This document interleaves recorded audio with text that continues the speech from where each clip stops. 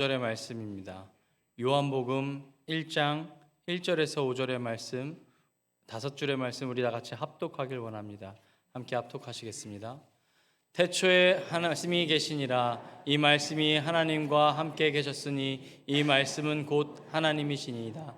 그가 태초에 하나님과 함께 하셨고 만물이 그로 말미암아 지은 바 되었으니 지은 것이 하나도 그가 없이는 된 것이 없느니라. 그 안에 생명이 있었으니 이 생명은 사람들의 빛이라. 빛이 어둠에 비치되 어둠이 깨닫지 못하더라. 아멘. 이 말씀으로 참 좋으신 주님, 우리 성가대 나오셔서 함께 저기 찬송해 주시겠습니다.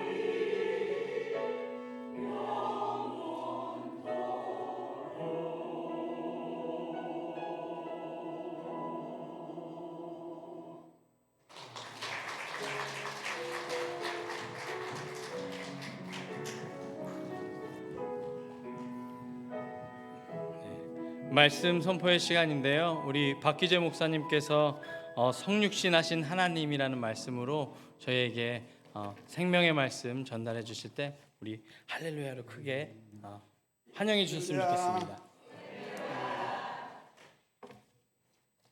여러분, 우리 찬양대 찬양 잘해요? 근데 여러분들 볼 때는 그래 잘하시는 것 같지가 않아.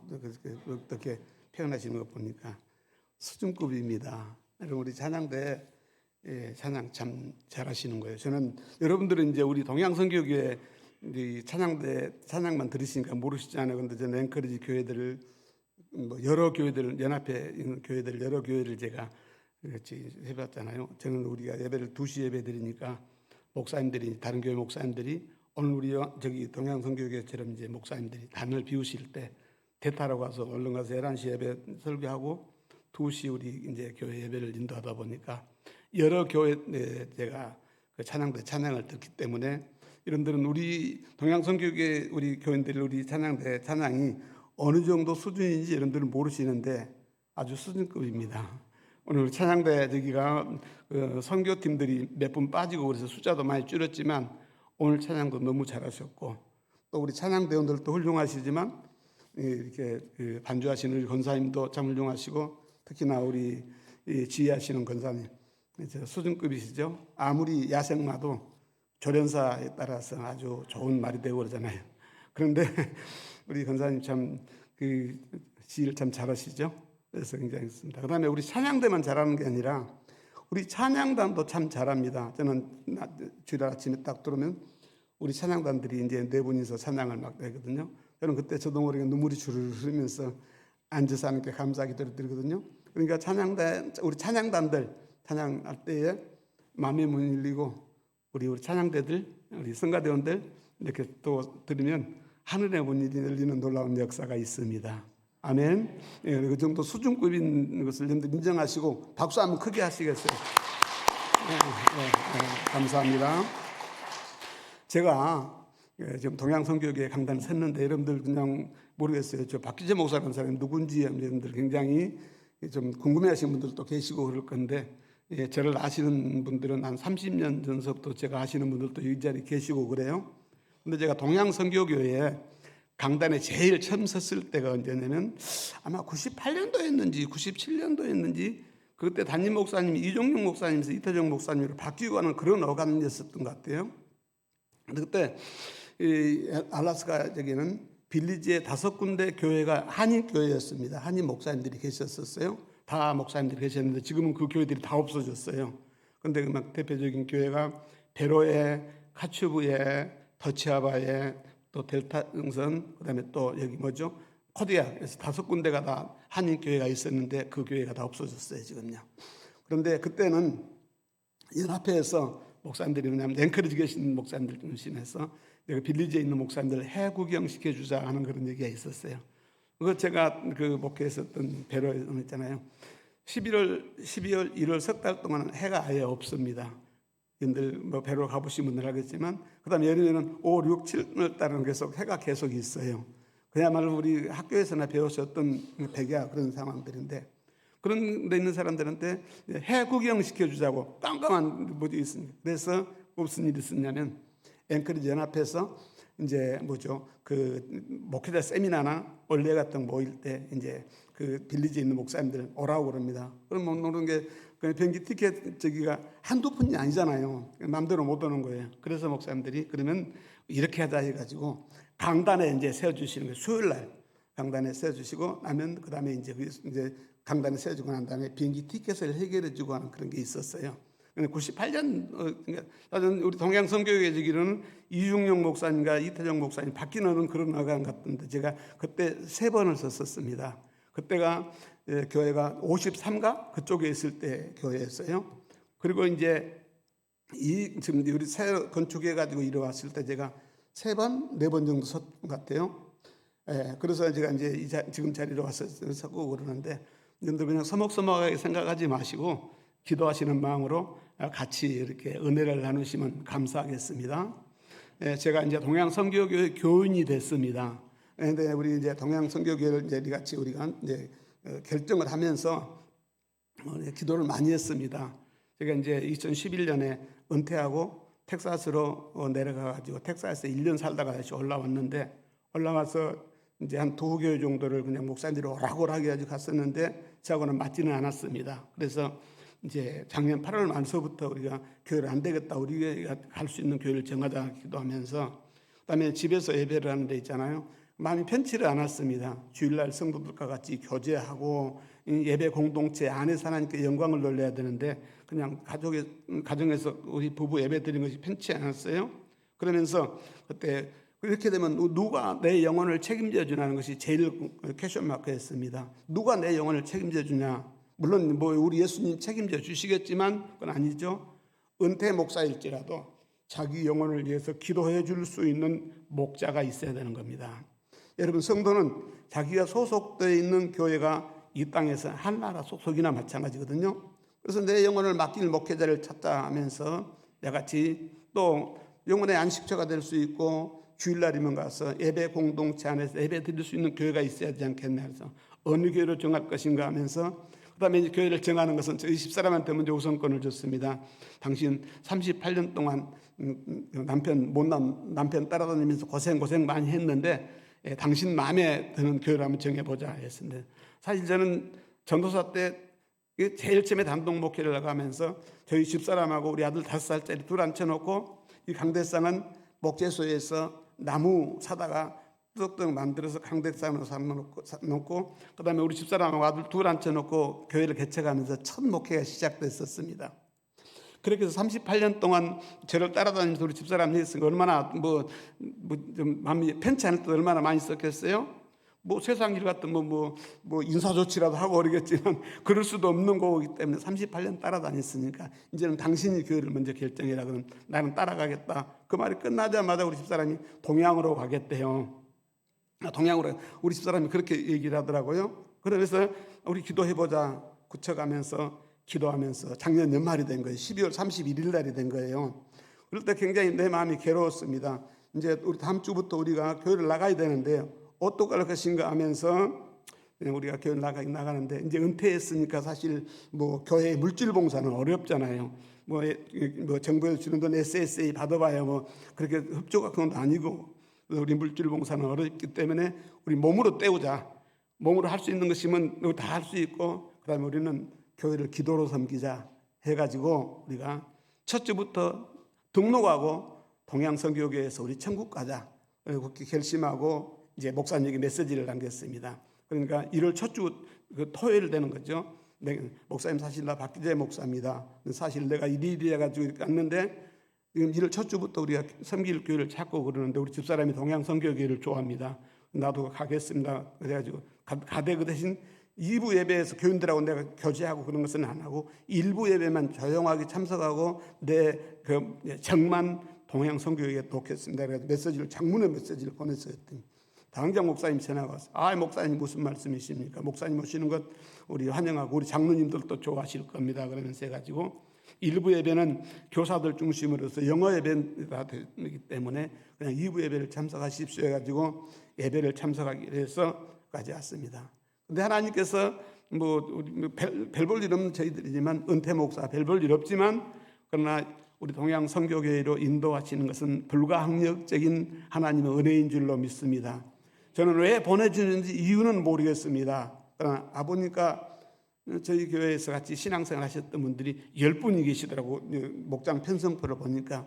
그러니까 더 마음이 뜨거웠었고 그전부터 아시던 분들이 계셔서 더 참 좋았습니다. 근데 보니까 지금 제가 특히나 지난 한 주간 동안 해보니까 있잖아요. 우리 동양 선교교회는 놀랍게 부흥될 수 있는 여력이 충분한 것을 저는 많이 느끼고 있습니다. 특별히 우리 교인들이 그냥 낮이고 밤이고 그 일주일 내내 교회 왔다 갔다 하면서 교회를 섬기는 그런 걸 봤을 때 충분하고 우리 장로님들도 일 끝나고 오시는 분들 왔다 갔다 하면서 보니까는 참 등하겠었는데 저는 동양선교교회를 저희 집사람과 같이 동양선교회 성도가 된 것을 저는 굉장히 잘 왔다고 생각합니다. 근데 제가 있잖아요. 교회를 결정하기까지는 목사님하고 관계도 굉장히 중요하잖아요. 근데 저는 목사님을 그렇게 자주 교제를 못 해봤어요. 목사님 제일 처음에 만났을 때를 언제 만났냐면 이제 저기 박여수 목사님 오신 지 얼마 안 됐을 때 저 호프만에 있는 서시가든 그 우리 이동환 집사님이 그 주인이죠. 거기에서 저한테 그러시는 거예요. 목사님 영카리지 연합회 목사님들 사모님하고 해서 식사를 한번 대접하시겠대요. 근데 깜짝 놀라면서 돈이 만만치 않고 돈이 많이 나올 건데 하겠냐 했더니 하시겠대요. 그러면 하시라고. 그래가지고 연합회 이제 목사님들한테 얘기를 했어요. 사실 이래서 허프만 그 서시간으로 오십시오. 우리 교회 집사님이 대접하신답니다. 다 오셨어요. 오셨는데 제가 보니까는 제가 처음 보는 분이 어떤 남자분 여자분이 계시는 거예요. 처음 오셨기 때문에 안녕하세요. 처음 뵙습니다. 저 섬기는 교회 박기재 목사입니다. 그리고 이제 그분은 아무 말도 얘기도 안 하고 그냥 자리에 앉으시더라고. 궁금했어요. 다 가신 다음에 다른 분한테 물어봤어요. 그분이 누구냐 했더니 동양선교교회 목사님이래. 그래서 그때 목사님을 제가 한번 딱 뵙고요. 그다음에 두 번째는 목사님 뵌 적이 있었는데 작년 연말에 이쪽에 커피숍 있죠. 거기에서 이제 제가 알라스카 선교 이런 것들 목사님하고 얘기를 나누고 싶어가지고 다른 권사님이 다리를 놔가지고 그래서 이제 커피 한 잔 마시면서 잠깐 얘기하고는 목사님 뵌 적이 없습니다. 그리고 이제 첫 주 이제 1월 첫 주 강단에서 목사님을 만나게 됐어요. 그래서 저는 목사님에 대해서 아무것도 모르는 상태에서 왔었는데 우리 하나님께서 좋은 교회로 인도해 주신 줄을 믿고 하나님의 은혜인 것을 감사합니다. 그래서 이제 얼마 안 됐는데 목사님한테 강단을 부탁했어요. 오늘 이 시간을 말씀드리는 거예요. 근데 저는 여러분 제가 손님으로 쓴 게 아니고 한 가족으로 섰습니다. 기도해 주시면서 또 같이 은혜 나누시면 감사하겠습니다. 그때 목사님한테 제가 이제 설교 부탁을 받을 때 저는 암 수술 3차 수술을 앞에 놓고 있었어요. 그래서 이제 목사님 설교하라고 그러기 때문에 은퇴 목사들한테는 강단 이렇게 허락해 주는 것이 굉장히 영광입니다. 오늘 저는 굉장히 영광스러운 자리에 섰어요. 그런데 그때 보니까 1월 29일 날 이제 그래서 방광암 되기 때문에 4시경 들어가서 이제 닥터가 다 보여줍니다. 모니터를 딱 보니까 개구리 알처럼 되는 암덩어리들이 막 수십 개가 있고요. 터진 것은 약간 너덜너덜하고 막 그랬었어요.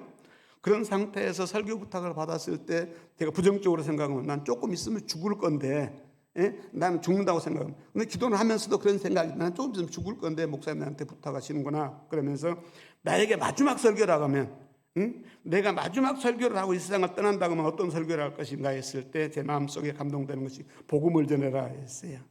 복음을 전하라.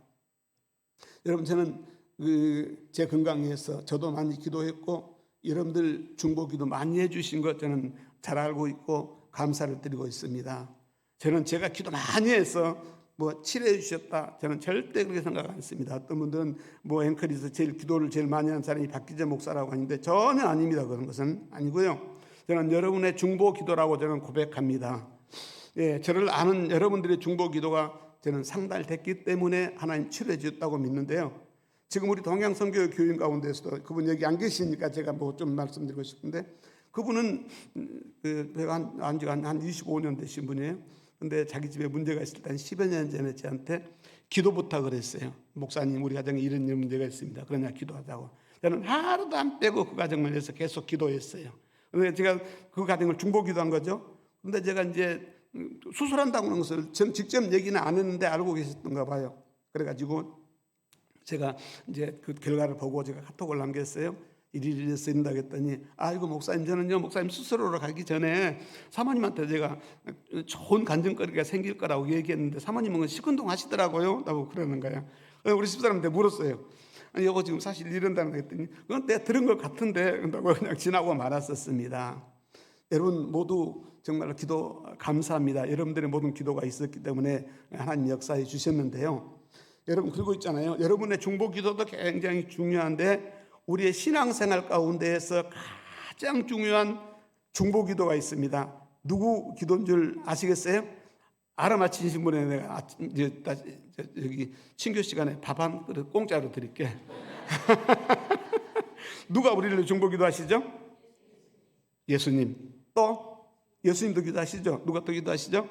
성령님. 우리 지금 저 파워포인트 띄우실 수 있나 좀 내가 부탁드리는데 로마서 8장 26절 띄우실 수 있어요? 안 되시나? 제가 그냥 읽겠습니다. 이와 같이 성령도 우리 연약함을 도우시나니 우리가 마땅히 빌 바를 알지 못하나 오직 성령이 말할 수 없는 탄식으로 우리를 위해서 친히 간구하시느니라. 그 다음에 27절에 마음을 감찰하시는 이가 성령의 생각을 아시나니 이는 성령이 하나님 뜻대로 성도를 위하여 간구하심이라 했어요. 우리가 빌 바를 알지 못할 때 이 말은 무슨 말이냐면 우리가 기도할 바를 모를 만큼 여러분 있잖아요. 이런 극한 상황에 당해 보신 일들이 많이 있으실 거예요. 극한 하면서 숨 넘어가갈 때 그런 일이 당했을 때 절대로 기도가 잘 안 됩니다. 기도한다 해도 딱 내키고 기도가 안 될 만큼 돼요. 그래서 우리가 그렇게까지 극한 상황에 달아가지 기도하지 못한다고 했을 만큼 됐을 때에도 우리 성령님은 기도해 주신다 이 말입니다. 예? 누구를 위해서? 우리를 위해서 간구하시는 거예요. 그 다음에 27절 마음을 감찰하시는 이가 성령의 생각을 하시나니 이는 성령이 하나님 뜻대로 성도를 위하여 간구하심이라 했어요. 그러니까 성령님의 탄식에 우리 중보기도가 우리 있습니다. 누구에게나 주는 기도죠. 그다음에 탄식이라고 하는 것은 뭐냐면 있잖아요. 여러분들 여자분들은 이제 그 아이를 해산할 때 당하는 고통, 그러니까 여자분들이 당하는 고통 가운데 제일 큰 고통이 그 산통이라고 말하잖아요. 그와 같은 심정으로 같이 탄식한 기도가 있다 이 말입니다. 그 다음에는 무슨 기도가 있어요? 우리 예수님의 기도가 있습니다. 하늘 보자 우편에 우리 예수님의 간구의 기도인데 로마서 8장 34절인데요. 38절 누가 정죄하리요? 죽으실 뿐 아니라 다시 살아나신 이는 그리스도 예수시니 그는 하나님 우편에 계신 자요 우리를 위하여 간구하시는 자니라 말씀했어요. 감사합니다. 이제 띄워주시네요. 간구하신다. 간구, 여러분들 간구, 기도, 도고 같은 의미의 말들인데요. 기도는 우리가 일반적으로 하는 기도라고 하게 되면 간구는 응답될 때까지 부르짖고 기도하는 것이 간구입니다. 그런 얘기가 있어요. 인디안들은 비가 안 오면 비 내려달라고 기우제를 드리는데 기우제를 드려가지고 비가 안 온 적이 한 번도 없대요. 이 말은 뭐냐면 비가 올 때까지 기우제를 드린다는 거예요. 그렇기 때문에 여러분들이 간구라고 하는 것은 있잖아요. 그냥 한 번 몇 번 그냥 그래 하다가 뭐 응답해 주면 좋고 안 해주면 할 수 없고 내가 내 마음대로 되나 예수님 마음이지 그렇게 하면 안 된다 이 말입니다. 응답 받을 때까지 무릎이 닳도록 해서 기도하는 것이 간구다 이 말입니다. 우리 성령님의 간구, 우리 예수님의 간구가 있기에 우리는 살아가고 있는 줄로 믿습니다.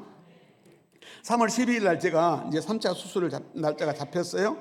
수술을 앞에 놓고 제가 하나님께 세 가지 기도를 했습니다. 첫 번째는 뭐냐면 하나님 그 의사가 닥터가 수술하러 당강에 들어갔는데 암이 없게 해주세요. 이렇게 기도를 했어요. 그 말은 무슨 말입니까? 고쳐달란 말이죠. 근데 저는 하나님 앞에 고쳐달란 말은 한 번도 솔직히 안 했어요. 하나님 알아서 해달라고 했어요. 했었고 두 번째는 무슨 기도였냐면 특별 새벽 기도가 있었잖아요. 고난주간에 그 기도회를 꼭 참석하게 해달라고 했습니다. 옛날에 여러분들 있잖아요. 전체 교인들이 모여가지고 합심해서 하는 특별 기도회 있잖아요. 놀라운 역사가 있는 기도회입니다. 여러분 그때 보니까 여러분들 많이 참석하셨던데 그때 기도 때 여러분들이 알게 모르게 우리 교회의 문제, 여러분들 개인의 문제가 많이 해결되고 하나님께서 여러분들의 신앙생활을 한 단계 더 업그레이드 시켜준 줄로 저는 그렇게 믿고 있습니다. 그런데 합심해서 기도하고 그러는데 목사가 소변줄 달고 와가지고 또 새벽 기도한다고 이게 아니잖아요, 그거는요. 그래서 새벽 기도 참석하게 달라고 했었고 세 번째는 우리 찬양대가 그날 밤에 부활절 밤에 찬양대가 있었잖아요. 거기 참석해 달라고. 우리 찬양대 아까도 말씀드렸지만 참 너무 은혜스러워요. 우리 지자 권사님 참 잘하시고 또 반주하시는 우리 권사님도 잘하시잖아요. 우리 대원들도 잘하고 계시지만 꼭 참석하게 해달라고 했는데 우리 하나님께서 응답해 주셨고요. 특별 새벽 기도 때 참석해가지고 소금도 한 가마 다 받습니다. 여러분 소금 다 받으셨죠? 예, 못 받으신 분들은 안 나오신 분들은 이제 다음에 또 특별 기도하실 때는 모르겠어요. 목사님이 두 가마 주실지도 모르니까 꼭 참석하셔서 소금 다 받으시기 바랍니다. 예. 저는 있잖아요. 이렇게 그 3월 22일 날 뭐죠? 그 닥터가 이제 얘기를 하면서 수술 그 결과 얘기를 했을 때에 다 의미 없다고 했을 때 있잖아요. 그 수고하신 의료진들도 수고했고 뭐 약도 다 되겠지만 저는 하나님의 은혜 가운데서 저는 여러분의 중보 기도라고 확실하게 믿습니다. 여러분들 몸이 아프신 분들이나 문제 있는 분들 있잖아요. 다니지 마시고 같이 해서 서로 중보 기도하고 내가 다른 사람 중보 기도해서 그 기도가 쌓이면 내가 기도가 필요할 때 하나님께서 그 기도 끌어다가 나를 돕는 역사가 있는 줄로 믿습니다. 네, 오늘 말씀의 제목이 성육신하신 하나님이십니다. 우리가 믿는 하나님은 영이십니다. 아멘이시죠? 영은 비물질이고 또 야같이 무형상이에요. 영은 눈으로 볼 수 없고 손으로 만져지지 않고 형체가 없습니다. 근데 우리 신앙생활은 영적 생활이에요. 신앙생활이 뭐냐 하게 되면 영적 생활입니다. 여러분 본질의 세계는 영의 세계입니다. 우리 신앙의 본질은 그렇기 때문에 영적이에요.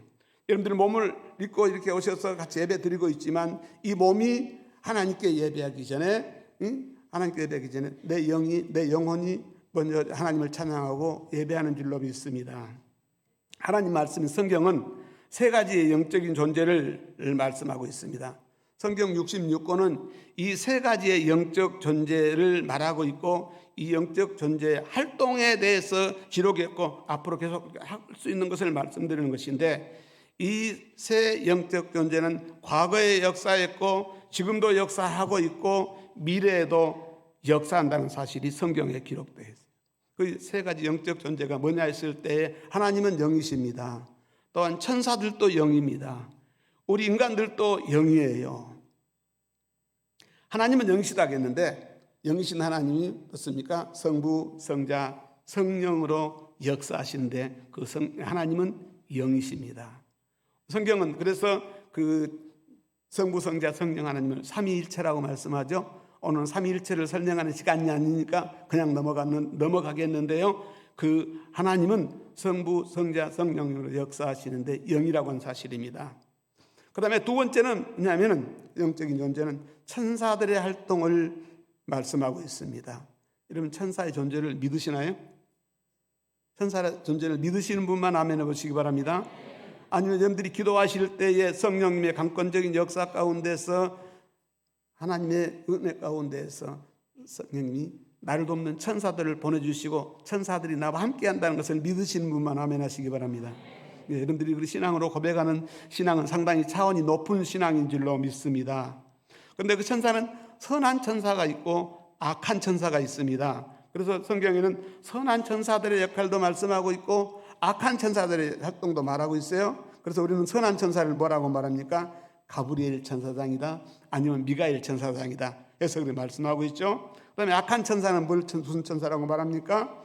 루시퍼라고 말하죠. 그래서 사탄이다, 마귀다, 귀신이다, 그래서 이같이 영적인 존재들을 말씀하고 있어요. 또한 성경 속에 등장하는 인간들이 영적인 존재입니다. 여러분, 저와 여러분 우리 모두 인간들은 영적인 존재예요. 사람은 두 가지입니다. 보이는 나가 있고, 여러분들이 보시는 나가 있고 보이지 않는 나가 또 있다는 사실입니다. 인정하십니까? 근데 인정하시는 소리 하면 소리가 좀 약하신 것 같은데 여러분 또 고백하셔야 됩니다. 보이는 나가 있고 보이지 않는 나가 있어요. 거울 앞에 섰을 때 보이는 나가 진정한 나가 아니란 사실입니다. 거울로는 안 보이지만 분명히 존재하는 나가 있다 이 말입니다. 그래서 진정한 나는 보이지 않는 나가 아니고 진정한 나는 보이지 않는 나지 보이는 나는 나가 아니다. 여러분들 박기재 목사를 지금 기억하고 계시지만 제가 한 줌의 흙으로 돌아가고 나면은 늘 안 보이잖아요. 그러나 박기재 목사는 존재한다 이 말입니다.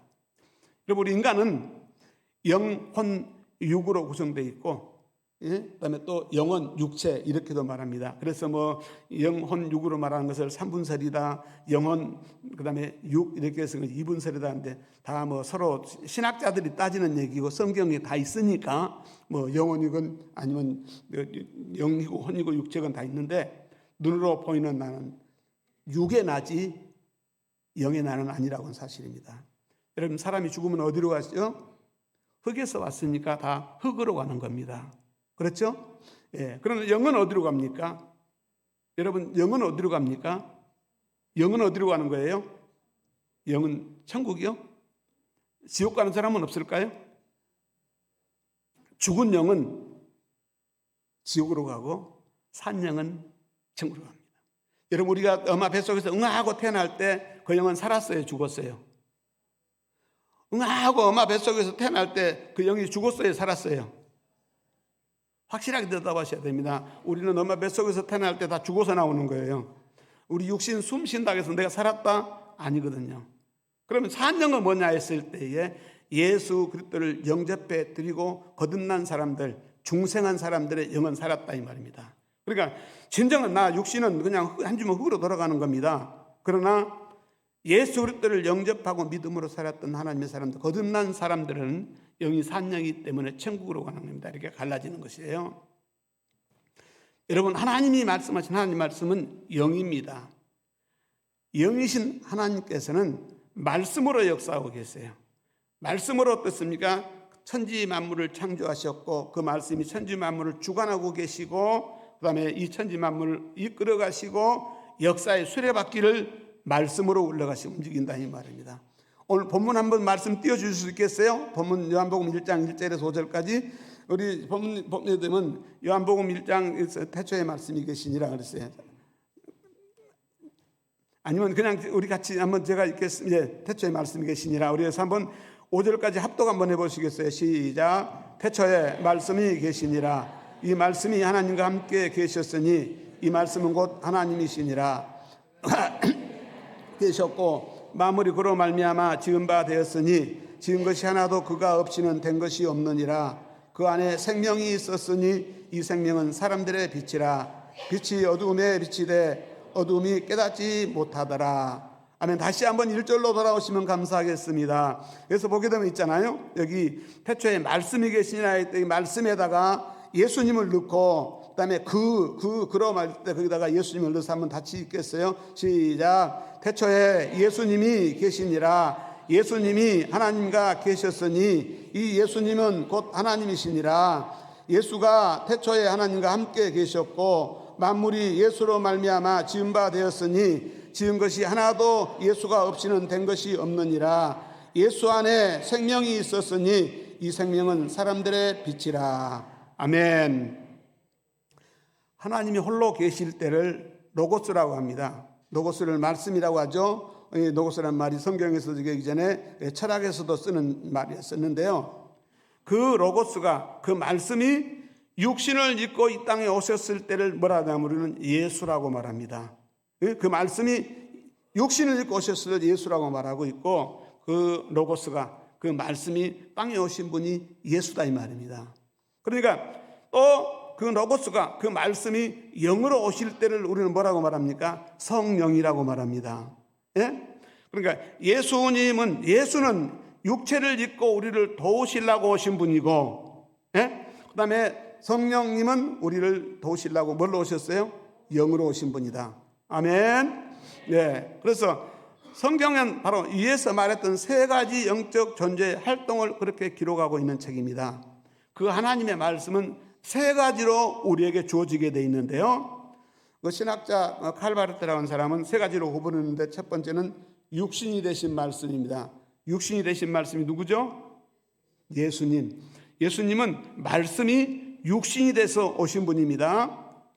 그래서 우리는 말씀이 육신이 되신 분을 우리는 예수라고 말하는데 마태복음 1장 21절 보니까 아들을 낳으리니 이름을 예수라 하라. 이는 그가 자기 백성을 저희 죄에서 구원할 자심이라 해서 예수는 구원자로 우리에게 오신 것을 말씀하고 있어요. 그러니까 예수 말씀이 육신을 입고 오신 하나님이신데 우리는 믿어야 구원받는 줄로 믿습니다. 믿어야 구원받습니다. 믿어야 구원받는 거예요. 그 육신을 입고 오신 예수를 믿지 않고는 어느 누구도 구원받을 수 없는 것을 성경은 말씀하시는데 사도행전 16장 31절입니다. 가로되 주 예수를 믿으라 그리하면 너와 내 집이 구원을 얻으리라 말했어요. 우리 다시 한번 읽겠습니다. 시작. 가로되 주 예수를 믿으라 그리하면 내 집이 구원을 얻으리라 했습니다. 여러분 말씀으로 오신 예수는 믿어야 구원받습니다. 예수는 우리의 믿음의 대상이지 우리가 따지고 비판하고 하는 그런 대상이 아니라고 하는 사실입니다. 그럼 뭘 믿느냐 예수에 대해서 뭘 믿냐 했을 때 여러분 믿는 걸 우리 복음이라고 말하는데 복음을 뭐 굿뉴스하고 뭐 복된 소리 이렇게 말하잖아요. 근데 복음은 신비입니다. 신비. 다시 말하면 우리 인간들의 이거 조그만 아이디 머리통에 있는 뭐 IQ가 뭐 세 자리짜리 된 사람들일지라도 이해할 수 없는 것이 신비인데요. 바로 복음은 생명입니다. 우리 기독교를 말할 때 기독교를 종교라고 말하는데 저는 그런 얘기 들을 때마다 있잖아요. 상당히 마음이 좀 상합니다. 종교라고 몰아붙여서 다른 세상의 일반 종교하고 같이 몰아붙이는 건 저는 굉장히 많이 아파요. 기독교는 생명입니다. 생명을 주는 거예요. 근데 그 예수의 뭘 믿어야 했을 때에 그걸 우리는 복음이라고 말하는데 성령에 잉태되신 것을 믿어야 됩니다. 마태복음 1장 21절은 성령으로 잉태된다고 말했어요. 성령으로 잉태된 것을. 그러니까 우리 예수님은 엄마 아빠하고 짝짝꿍에서 태어나신 분이 아니고 성령으로 이 땅에 성령은 뭐라 했어요? 말씀이라고 했어요. 말씀이 이 땅에 오실 때 성령으로 오실 때 그 성령을 통해서 예수님이 마리아 배에 잉태를 했습니다. 잉태를 하고 그 다음에 고난을 받으셨죠. 우리는 예수님의 고난을 말하면 뭘 생각하냐면 있잖아요. 십자가에서 못 박혀 죽으신 것만을 고난으로 생각하는데 우리는 그렇게 고난이 아니라 십자가에 못 박혀 죽으신 것은 고난의 극치입니다. 근데 어떻게 생각하십니까? 성령으로 잉태되시는 순간 엄마 뱃속에 조그만 태 속에서 그 무한하시고 무죄무시하신 전능하신 하나님이 엄마 뱃속에서부터 잉태됐을 때부터 10달 동안 엄마 뱃속에 있을 때는 고난이 아니었겠어요? 그다음에 이 땅에 탄생해가지고 가난한 가정에 탄생하셨고 가난한 가정에 끌어가서 목수 일을 하고 별 볼 일 없는 동네에서 탄생했을 때에 예수님 얼마나 고생하셨어요. 그리고 그분이 마지막 십자가에 못 박혀 죽으시고 무덤에 묻히셨잖아요. 이 과정이 예수님에게는 고난의 과정입니다. 그 다음에 그 예수님께서 사흘 만에 부활하셨습니다. 부활하셔서 부활의 첫 열매가 되셨고 부활하셔서 우리에게 부활의 소망을 주셨어요. 그리고 그분은 40일 동안 계시다가 그 다음에 500여 무리가 딱 보고 있는 가운데에서 감람산에서 한나라로 승천하셨습니다. 그리고 약속하시기를 다시 오시겠다고 말씀하셨습니다. 다시 오시겠다고 말씀하셨기 때문에 우리는 지금 다시 오실 예수님을 바라면서 살아가고 있는 것이 저와 여러분이거든요. 어떤 분들은 재림에 오신 예수님을 재림 예수로 받을 분도 있고 또 신부 단장하고 이 성령의 기름 준비해서 신부로서 단장하고 있는 사람들은 신랑 예수로도 맞는 것입니다. 그 다음에 어떻습니까? 그분이 오심으로 말미암아 신천지 새하늘과 새 땅이 이루어지기까지가 복음의 사실입니다. 이 사실을 우리가 믿음으로 고백할 때에 고백하는 사람들에게 구원이 있는 줄로 믿습니다. 디모데전서 3장 16절 보게 되면 그도다 경건의 비밀이요 그렇지 않다는 이 없도다 했어요. 여기서 비밀이라고 하는 것은 이 비밀이라고 이건 시크릿이 아닙니다. 이거는 뭐냐면 미스테리예요.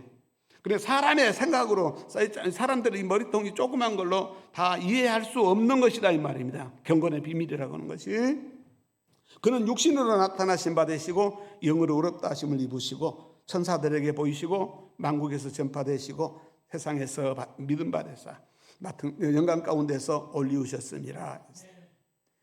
기독교를 계시의 종교라고 말합니다. 저와 여러분이 갖고 있는 우리 신앙 가운데 기독교를 계시의 종교라고 말하는데 다른 말로 말하면 신비의 종교입니다. 신비라니까 신비주의가 아니에요. 계속 제가 반복해 오고 있습니다. 여기서 말하는 신비라고 하는 것은 우리 인간의 머리 가지고는 이해할 수 없고 컴퓨터, AI 이와 같은 것으로 이해할 수 있고 우리를 이해시킬 수 있는 것이 아니다 이 말입니다. 신비가 되시는 분이 바로 열어주셔야 되는 거예요. 그래서 우리 기독교를 계시의 종교라고 말하는데 이 계시라고 말하는 것은 한자입니다. 10개 보일시 열어서 보여줘야만 열어서 보여주는 만큼만 우리가 알 수 있는 것입니다. 그러나 어떤 사람에게는 조금 열어주면 조금밖에 모르는 거예요. 어떤 사람에게는 많이 열어주면 그 사람들 많이 알 수 있는 것입니다. 신비는 열어주셔야만 알 수 있는 것인데 하나님과 나와 관계가 바로 된 사람들에게는 하나님께서 우리의 믿음의 분량만큼 열어주시는 줄로 믿습니다. 그러면 육신을 입고 오신 예수는 인류 구원을 위해서 이루셨는데 그가 먼저 첫 번째로 채찍 맞으심으로 우리의 질병을 담당하셨습니다. 이사야 53장 5절 말씀 하반절을 보게 되면 그가 채찍에 맞음으로 우리가 나음을 입었도다 했어요.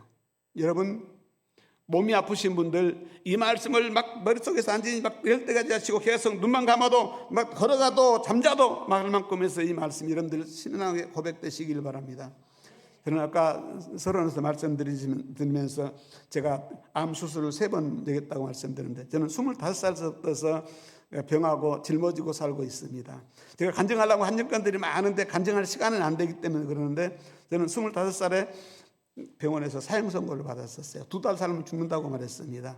그때 내가 정신 바짝 차리고 하나님께 매달렸던 것이 이제 고쳐달라고 하면서 기도하고 고쳐주시면 내가 예수 잘 믿겠다고 약속했었고 그 다음에 고쳐주시고 나면 내가 신학을 해서 정말 나를 모르는 제가 그때 신학할 때만 하려고 한다고 할 때만 해도 있잖아요.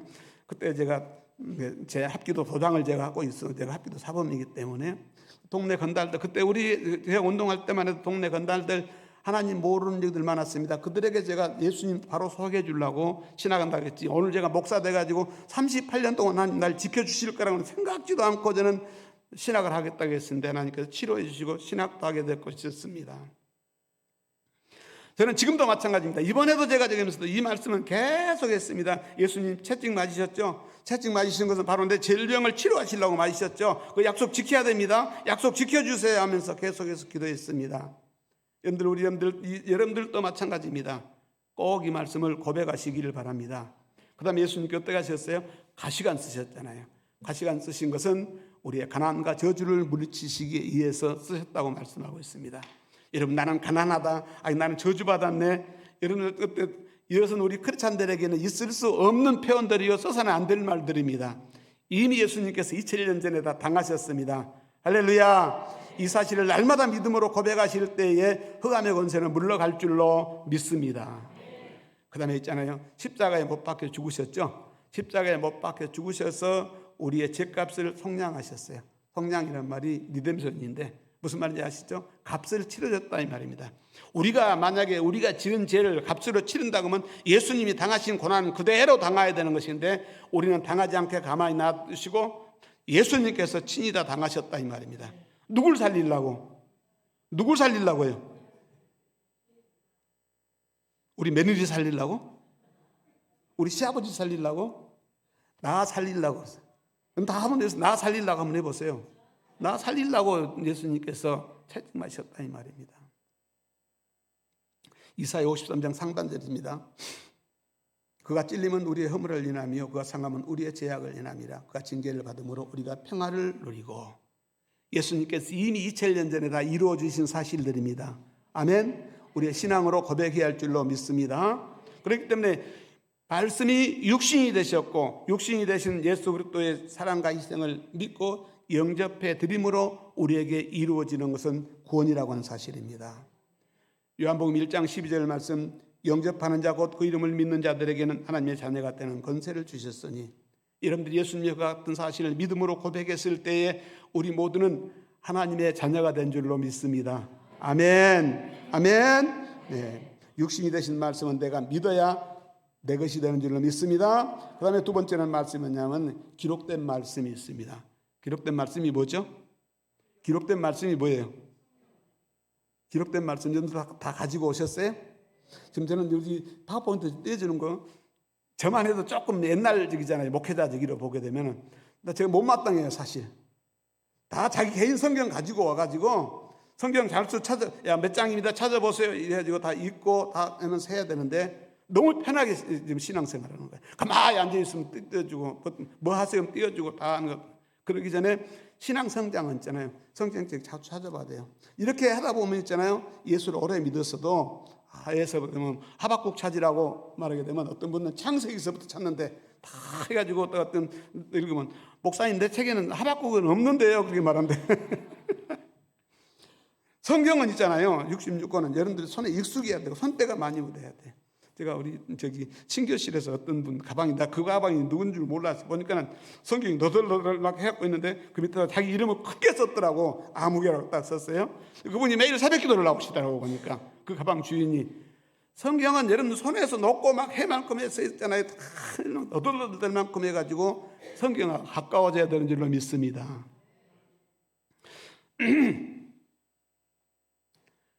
예수님은 기록된 말씀에 대해서 말하냐면 요한복음 5장 39절인데 이 성경에 대해서 말씀하시기를 뭐라고 말하냐면 너희가 성경에서 영생을 얻는 줄 생각하고 성경을 연구하거니와 이 성경이 곧 내게 대하여 증언하는 것이라 했어요. 성경이 누구에 대해서 말하고 있어요? 예수에 대해서. 우리가 그럼 예수를 알려면 뭐하고 가까워야 되겠어요? 성경하고 가까워야 한다 이 말입니다. 성경 따로 나 따로 가까우면 안 된다 이 말입니다. 성경은 나하고 항상 가깝게 있어야 돼요. 지금은 이제는 뭐 여러분들 핸드폰 갖고 계시면 핸드폰 속에 다 있잖아요. 저도 지금 제가 오늘 지금 태블릿 쓰다가 지금 해가지고 설교 원고를 안 작성하고 하는 데 있잖아요. 너무 게을러져요 목사도요. 딱딱 치면 성경 구절 뭐 어디 딱 치면 나오고요. 성구 딱 찾으면 있잖아요. 너무 게을러지는데 이제는 머릿속에 남아있는 것은 있잖아요. 이것만 믿지 성경 속에서 찾아 살라는 것이 안 돼요. 여러분들 조금 불편하실지라도 있잖아요. 성경 가지고 성경에서 찾아서 읽고 성경하는 것이 좀 습관이 되시면 신앙에 굉장히 도움이 되는 줄로 믿습니다. 예, 성경의 전체 주인공은 예수님이라는 것을 다 알고 계시죠? 지금 우리 동양 선교교회는 무슨 기간이죠? 1년 동안? 매일 새벽마다 여러분들 뭐 하세요? 성경 통독하시죠? 힘드시죠? 힘 안 드세요? 다 아멘으로 받으세요? 아, 그럼 감사하고요. 어떤 분들은 그럴지 몰라. 목사님 말이야, 이 바빠 죽겠는데, 벌어먹기 살기도 바빠 죽겠고, 그러니까 집에 끝나고 집에 오면 씻고 잠자기도 바빠 죽겠는데 성경 읽으란다 하시는 분들 계실 거예요. 옛날에 나도 그래 봤으니까 알아요. 그런데 지금 우리 동양 선교교회에서 있잖아요. 1년 동안 성경 읽도하는 거 가장 기본입니다. 그러니까 가장 기본이에요. 뭐 제가 목회할 때 얘기를 하면 여러분들 또 어쩔 줄 몰라 안 하겠는데, 저는 1월달 한 달 있잖아요. 성경 일독을 강조합니다. 1월달에 성경 일독, 2월달 한 달 동안 기도 100시간 성도들이 다 따라줬었어요. 그러니까 교회가 왕왕왕 막 돌아가는 것을 많이 보이거든요. 근데 아마 우리 박효수 목사님은 여러분들 사정을 너무 잘 알기 때문에 성경 일독은 해야 된다. 최소한도 성경 일독은 해야 됩니다. 그리고 권사님이나 장로님 되신 분들은 최소한도 성경 10독 이상은 한 다음에 장로님 되시거나 권사님 되셔야 됩니다. 통독 힘드시죠? 근데 있잖아요. 성경이 중요한 줄도 잘 안 읽어지는 거예요. 근데 안 읽어지는 거는 어렵다, 이해가 안 간다, 뭐 시간이 없다, 여러 가지를 우리가 말할 수 있는데, 다른 책은 잘 읽어집니다. 소설책 딱 한번 읽으면 여러분 다 그래 보셨잖아요. 끝까지 다 읽어야 책 놓잖아요. 밤을 새도 있잖아요. 만화책 이런 거 막 읽잖아요. 근데 성경은 한 장도 못 넘겨요. 한 장 넘기려면 졸아버려요. 어떤 분은 그런 얘기를 해요. 목사님, 성경은 소면제로 썼나 봐요. 그래. 근데 수면제로 쓴다고 막 그러는데, 여러분들 맞는 얘기예요. 한번 해보세요. 잠 안 오시면 성경 읽어보세요. 나는 우리 예수 믿는 사람들이 불면증이 있다는 건 저는 이해가 안 가요. 진짜 이해가 안 가요. 예수 믿는 사람들이 이런다는 것은. 물론 뭐 죄송합니다, 불면증 있으라고 약 잡수면서까지 주무시는 분들은 뭐 어지간하면 그러시겠어요. 근데 불면증 있는 분들 성경 읽어보세요. 금방 잠아요. 저도 옛날에 그래 봤어요. 근데 여러분들 성경 읽는 걸 제가 말씀드린 거냐면, 은혜 받아야 읽어집니다. 성경 안 읽어지는 것, 여러분 뭐 누구 탓도 아니에요. 은혜 안 받았기 때문에 그런 거거든요. 그러니까 은혜 받으면 성경이 저절로 읽어지고 참습니다. 저도 은혜 받기 전에는 성경책 들고 다니는 게 너무 창피해서 있잖아요. 신문지로 싸가지고 교회 앞에 가서 신문지 딱 해서 다음에 나올 때 싸가지고 나와야 되니까 해가지고 넣다가 다시 예배 끝나고 집에 올 때 그런 적이 많이 있었습니다. 여러분, 분명한 것은 성경은 활자지만 영적인 책입니다. 글씨 한자 한자에 다 영감이 있습니다. 아멘. 예. 근데 말씀이 여러분들에게 믿어진다고 하는 것은 대단한 믿음인데, 근데 또 안 읽어질 때가 있어요. 근데 여러분들 있잖아요. 보세요. 많이 이거는 있죠. 먹기 살고. 여러분들 중에 아마 들이잡히는 분들도 계실 거예요. 얼마나 고생하십니까? 많이 고생하시죠. 힘들죠. 그런데 우리는 먹고 살기도 바쁘죠. 우리는 먹고 살다가 죽는 것은 이 땅에서 뿐이거든요. 그런데 여러분들 보세요. 우리 예수님이 40일 금식을 하셨어요. 금식을 하니까 제일 먼저 마귀란 놈이 와서 뭘 시험했어요? 돌멩이 갖고 떡 만들어 먹으라 했잖아요. 예수님이 돌멩이로 떡 만드실 수 있어요, 없어요? 충분히 만들고 남습니다. 만약에 그때 예수님이 돌멩이 떡 만들었으면 여러분들 그냥 힘들게 일 안 하셔도 먹고 사는 것은 걱정 않지 않겠어요? 근데 예수님께서는 뭐라 했어요? 예? 예수님 뭐라고 하셨어요? 떡으로만 살 것이 아니라고 말했어요. 사람이 떡으로만 살 것이 아니고 하나님 입으로 나오는 모든 말씀으로 살 것이라고 말했습니다. 여러분, 담임 목사님이 여러분들 성경 읽으세요, 막 성경 통독해야 되는데 열심히 나중에는 상도 주더라고요. 나 성경 읽고 성경 통독하고 상 주는 것은 이번 처음 봤어. 당연히 읽어야 되는 건데 성경 읽으라고. 얼마나 안 읽으면 여러분들 성경 읽으라면서 상 준다고 막 그랬겠어요. 그렇게 해서라도 읽게 만들려고 했다는 담임 목사님 심정 이해가 가더라고요.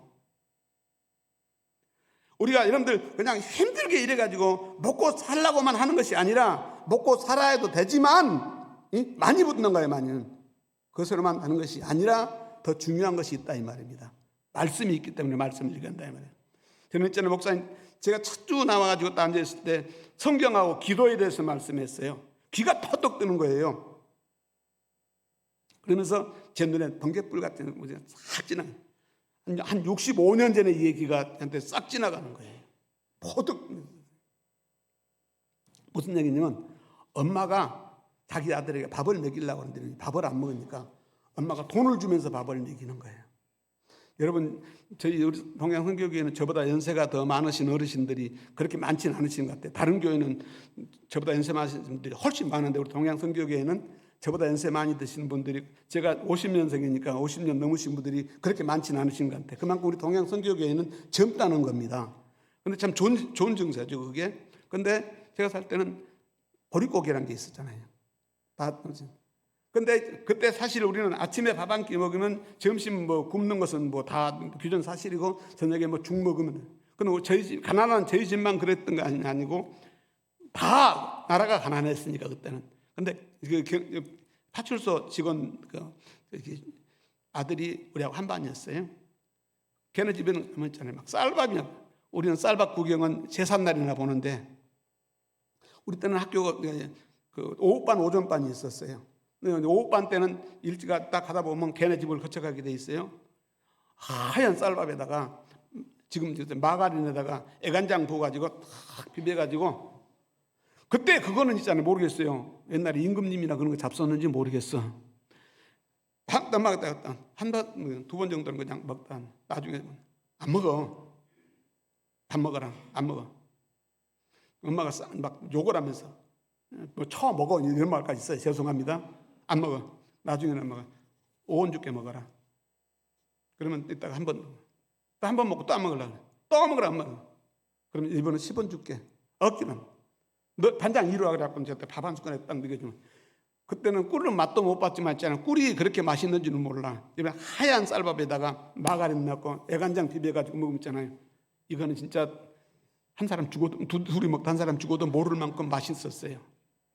그때 엄마가 그냥 돈 주면서 밥을 먹이려고 했었던 그게 시한테인데 팍 지나가면서, 우리 목사님이 성경 통독하면서 성도들 저렇게까지 영혼을 사랑하기 때문에 말씀을 먹이려구나. 여러분, 우리 목사님이 성경 읽어야 된다고 통독해야 한다고 막 그러는 거 여러분들 부담 느끼시지 마시고, 여러분들의 영혼을 위해서 그렇게 하시는 걸로 생각하시고 믿고 감사하면서 더 열심히 읽으시려고 분발하시기를 바랍니다. 아멘 안 하신 분들은 안 하시려고 작정하시는 것 같아. 다 같이 아멘 하십시다. 감사합니다. 예. 성경은 우리 영에 주신 우리 영의 양식인데 거기에 들어가면 변화가 일어납니다.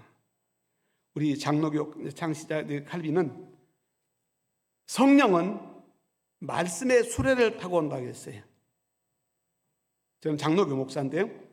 성령이 우리에게 들어오실 때에 말씀이라고 하는 수레를 타고 우리에게 들어오신다고 말했어요. 이 말은 우리에게 말씀이 없으면 성령님의 역사가 없다 이 말입니다. 여러분, 성경은 사람을 변화시키는 놀라운 능력이 있습니다. 아무리 약한 사람일지라도 말씀 들어가면 변화가 일어나게 돼 있어요. 여러분, 교회에 오게 되면 착한 사람들, 좋은 사람만 오는 거 아니잖아요. 사기꾼도 오고 바람둥이도 오고 별 사람들이 다 오잖아요. 그래도 오면 아이고 성도님 하면서 이렇게 하잖아요. 그 사람들 속에 말씀이 들어가야 변화의 역사가 일어납니다. 우리 영혼은 태어날 때부터 악한 것이 지배하거든요. 우리 목사님 30분까지 하시더라고요. 저도 30분까지 하고 또 남으면 그냥 중단할게요. 같이 들으십시다. 우리 속에 우리는 태어날 때부터 악한 것들이 지배한 시대를 우리 살고 있어요. 그러나 그 악한 것들이 물러가기 위해서는 일단은 먼저 말씀이 들어와야 되는 줄로 믿습니다. 내가 성경 읽을 때에 내 안에 염려도 근심도 걱정도 한시는 모든 것들도 점점 떠나가고 하나님 주시는 평안으로 충만할 줄로 믿습니다. 병에 공기를 몰아내려면 그 병 안에 물을 채워야 돼. 물을 채우면 물이 가득 차면 공기는 다 빠져나가게 돼 있습니다. 여러분, 하나만 제가 성경 읽을 때 어떤 역사가 일어난 것을 많이 있었던 것인데 한 가지만 제가 말씀드리겠어요. 고등학생인데 정신병원에 입원을 했어요. 자기 누나가 저한테 중보기도를, 한국에서 목회할 때입니다. 자기 누나가 저한테 기도를 부탁해요. 어떤 정신병원에 했대. 왜 사람을 정신병원에 가다니요? 당장 데려오라고. 그러니까 뭐 막 부정적인 얘기를 많이 하고 막 정신병원에서는 나가면 이제 죽는데 뭐냐 잔소리 말고 데려오라고 데려놓고 교회에서 내놓고 그다음에 그 구역장을 시켜놓고 걔를 성경 읽기를 시작합니다. 다른 것보다도 사복음서를 딱 앉혀놓고 구역장은 그 사람이 틀리게 읽으면 지적해 줘야 되는데 꼭 영적인 부분 다룰 때마다 어물쩡하게 넘어가요. 그러면 그때마다 구역장이 일주일도 안 돼서 정상적인 사람으로 변화되는 놀라운 역사가 일어났습니다. 그런 일들은 비일비재하고 너무나 많습니다. 말씀이 들어갔을 때 변화되는 역사들이. 여러분 심령 속에 말씀 채우는 거 그렇게 소리하지 마시고 교회가 이번 이렇게 하실 때 의싸의싸 한번 하시고 아니면 여러분들의 시간이 되신다 그러면 한번 쓰세요. 쓰는 거 더 좋습니다.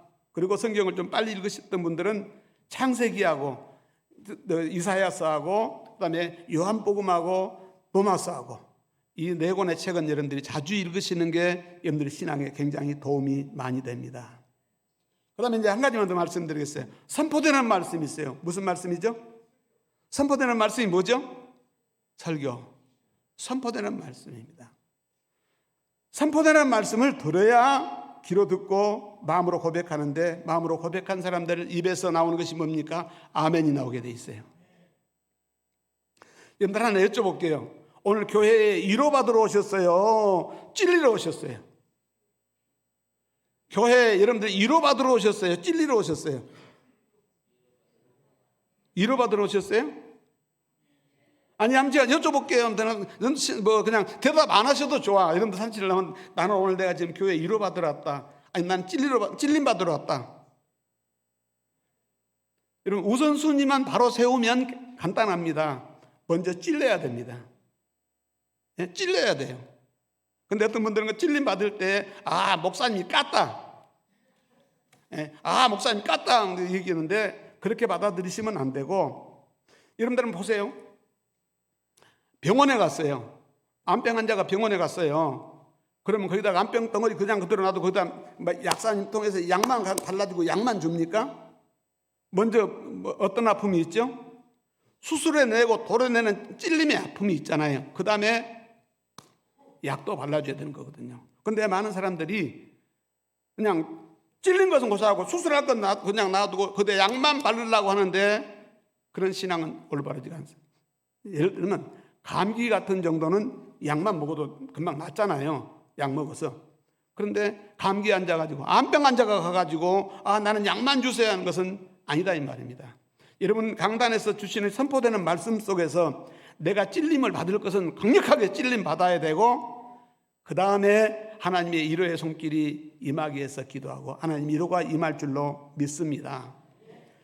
히브리서 4장 12절 여러분들 다 암송하고 계시죠? 하나님 말씀은 살았고 운동력이 있어 좌우의 날선 어떤 것보다도 예리해서 혼과 영과 및 관절과 골수를 찔러 쪼개기까지 하며 또 마음의 생각과 뜻을 감찰하나니 그랬어요. 여러분 말씀 선포되는 말씀은 설교는 선포입니다. 설교라는 거예요. 그래서 선포가 돼요. 창세기 1장 때 보게 되면 태초에 하나님이 천지를 창조하시니라 그랬어요. 하나님이 천지 만물을 창조하시기 전에 나무는 이렇고 고기는 이렇고 이거 다 설명해 놓은 다음에 우리 인간들을 창조해 놓으셨어요. 다 창조해 놓으시고 인간들을 창조하셨어요. 우리 인간들 맨날 창조하셨잖아요. 우리에게 설명이 필요 없다 이 말입니다. 하나님 말씀은 선포예요. 다시 말하면 냉정하게 말하면 믿으려면 믿고 말라면 말하는 거예요. 한번 우리 같이 받아서 하실래요? 믿으려면 믿고 말라면 말하라. 누가 하시는 말씀이요? 하나님이 하시는 말씀이에요. 근데 사람들은 있잖아요. 나 설명해주고 뭐든 아니다 이 말입니다. 더 얘기해야 되는데 이제 시간이 다 됐어요. 그래서 오늘 이제 말씀을 맺고 다음 기회가 또 되면 다른 말씀도 연결해서 말씀드리겠는데 오늘 주셨던 말씀을 잘 기억하시기 바랍니다. 문제는 하나님 말씀을 들을 때 있잖아요. 찔렸다 이러다 그런 걸 생각하기 전에 내 마음밭부터 먼저 생각해 보세요. 내 마음밭이 어떤 밭인가 했을 때 돌짝밭 아니 길가 돌짝밭 가시덤불 아니면 옥토 했을 때 어떤 밭이 옥토입니까? 말씀이 있는 밭이 옥토거든요. 옥토에 말씀이 들어와야 그 말씀은 쓴 말씀이건 단 말씀이건 무슨 말씀이건 다 아멘으로 받게 되는데, 안 그러고 자기 삐딱하게 있는 상태에서 있을 때는 있잖아요, 전부 다 자기식으로 막 하기 때문에 선포되는 말씀을 자기가 판단해 버리는데, 이건 굉장히 위험한 신앙생활입니다. 근데 선포되는 말씀을 우리가 들을 때에, 이때는 말씀이 로고스의 말씀이 선포됩니다. 오늘 지금 박기재 목사를 통하여서 여러분들이 하는 말씀은 로고스의 말씀이 전해지고 있는데, 그런데 성령께서 나에게만 주시는 말씀이 있어요. 오늘 제가 이렇게 말씀 전하는 가운데 여러분들에게 그렇구나 하면 고개 끄덕끄덕하면서 아멘하고 여러분들 마음대로 새겨진 것을, 이것을 언어로 말할 때 레마라고 말합니다. 이 레마는 성령이 나에게만 주시는 말씀이에요. 똑같은 설교를 듣고 있지만 그 말씀을 내 것으로 받는 사람들은 그 심령 바탕에 따라서 다르게 돼 있는데, 나에게만 주시는 말씀이 내 신앙을 막 성장시키는 역사가 있습니다. 그런데 나에게만 주신 말씀으로 받는 것은 뭐냐면 있잖아요, 평소에 내가 성경 말씀을 많이 읽어서 내 영혼에 충만하게 채워놨을 때 그 말씀이 톡톡 튀어나오면서 그 말씀을 설교자를 통하여서 듣게 해줄 때 그 말씀이 네마의 말씀으로 들을 때가 훨씬 많다 이 말입니다. 이 네마의 말씀에 순종하면 복이 됩니다. 여러분, 제가 말씀드렸어요. 성경 66권은 영적인 세 가지 존재를 말씀드린다고 말했어요. 하나님에 대해서, 천사들에 대해서, 우리 인간들에 대해서 말씀하고 있습니다. 그다음에 말씀 세 가지를 말씀드릴 때에 육신이 되신 말씀, 기록된 말씀, 선포되는 말씀, 모두 다 성령 받아야 됩니다. 성령 받지 않고는 아무것도 안 됩니다. 여러분, 성령 받아야 이 문제가 솔솔 풀리면서 나도 모르게 이해가 되는 줄로 믿습니다. 더 할 얘기는 많이 있는데 다음에 하도록 하고 이제 끝나겠어요. 우리 한번 통성으로 한번 기도하시겠는데, 마침 기도입니다. 통성 기도하실 때에 하나님, 나에게도 뭘 충만하게 주세요? 뭘 충만하게 주세요 할까요? 성령 충만함을 주세요. 성령 충만하면, 내가 한번 옛날에 성령 받았는데요? 아닙니다. 충만은 거기에서 차고 넘치고 넘치는 것이 성령 충만입니다. 성령 충만을 구하시고, 그 다음에 담임 목사님과 선교팀을 위해서 기도하시고, 그 다음에 또 몸이 아파 계신 분들을 위해서 기도하시고, 특별히 어제 정말 또 우리가 천국 한송 예배를 드렸지만 우리 이병무 장로님과 그 가족들 얼마나 마음이 아프시겠어요. 그분들을 위로해 주시라고 간절한 마음으로 우리 기도하고 제가 마치는 기도하겠습니다. 주여 한번 부르짖습니다. 주여! 하나님 아버지, 은혜와 사랑을 진심으로 고맙고 감사함을 드립니다. 우리 알라스카 동양 선교교회를 세워주셨사옵나니 사명 감당하게 도와주시옵소서. 시대적인 사명을 감당하고 지역적인 사명을 감당하는 놀라운 역사가 있게 도와주시옵시고, 담임 목사님에게 영역을 칠갑절로 허락하여 주시옵시고, 아버지는 목회 지혜, 목회 지식, 목회 능력 주셔서 잘 감당한 귀한 역사가 있게 도와주시옵시고, 지금 선교팀과 제 아버지 터키 가셨는데 위에서 큰 결실을 맺고 무사히 잘 돌아오실 수 있도록 도우시고 인도하여 주시옵소서. 여기에 아버지 하나님, 몸이 아픈 분들이나 몸이 아파서 이곳 참석하지 못한 분들이 계시면 하나님께서 은혜를 베풀어 주셔서 강건하게 하시는 귀한 은혜와 축복이 있게 아버지 도와 주시옵소서. 어제 아버지 하나님여 슬픈 일을 당한 우리 이병무 장로님과 그 가족들에게 하나님께서 위로와 평강으로 충만하게 하시고, 하나님께서 이루고자 하시는 귀한 역사들도 아름답게 이루어 주시옵소서. 거룩하신 아버지의 은혜와 사랑을 진심으로 고맙고 감사함을 드립니다. 주의 피값으로 이곳 알라스카 동양 선교교회를 세워주셨사오매, 하나님, 우리 알라스카 동양 선교교회가 사명 감당하는 교회가 되게, 시대적인 사명을 감당하고 지역적인 사명을 감당함으로 말미암아 교회는 놀라운 역사가 있는 부흥의 역사가 있게 하시되, 양적으로 부흥되고 질적으로 부흥되고 영적으로 부흥되는 교회가 되게 하옵소서. 담임 목사님을 붙잡아 주시옵시고, 목회에 승리하는 목회 성공자의 목사님이 될 수 있도록 목회 지혜, 목회 지식, 목회 능력, 목회 영감으로 충만하게 채워 주시옵소서. 우리 선교팀과 같이 아버지 하나님의 출타 중에 계시는 아버지 터키에서도 큰 역사 이루어 주시옵시고, 좋은 결실을 맺고 무사히 돌아오실 수 있도록 주님 은혜를 베풀어 주시옵소서. 혹시라도 오늘 여기에 아파서 아버지 하나님 어려움 당하신 분들이나, 아니면 아버지 하나님 또 몸이 아파서 오늘 예배를 참석하지 못하신 분들에게도 우리 주님 찾아가셔서 채찍 맞으시네 하나님의 공로가 충만하게 임할 수 있도록 도우시고 인도하여 주시옵소서. 문제 안고 있는 성도들이 그 문제 때문에 괴로워하는 모든 문제도 해결해 주시는 역사가 있게 도와 주시옵소서. 하나님, 어제 저희들은 우리 이병무 장로님 가정에 아버지 슬픈 일을 당했습니다. 저희들이 천국 한송 예배는 드렸지만 먼저 가신 우리 고 이경아 집사님을 생각하면 마음이 아픕니다. 하나님, 그러나 우리들도 이 땅에서 부끄럽지 않게 신앙생활 열심히 잘해서 머지않아 우리도 이 세상 떠날 때에 아버지 천국에서 우리 이경아 집사님을 잘 만날 수 있는 좋은 기회도 있게 하시고 슬픈 일을 당한 가족들을 위로하시고 축복하여 주시옵소서. 오늘 우리 함께 해주시며 우리가 말씀과 가까워지고 말씀에 사로잡히는 삶을 살아가는 하나님의 사람들의 삶을 살 수 있도록 성부와 성자와 성령 하나님 역사하여 주시옵소서. 예수님의 이름으로 기도드리옵나이다. 아멘.